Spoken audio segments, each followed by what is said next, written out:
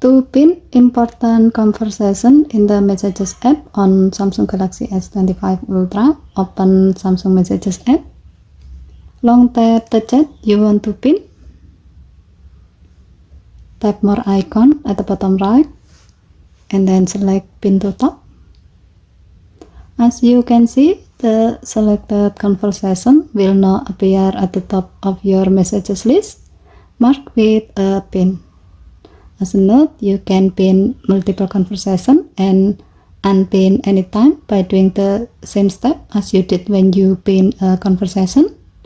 So, given to the function, you can pin conversation when you don't want to lose track of important chat, like with family, close friend, or work.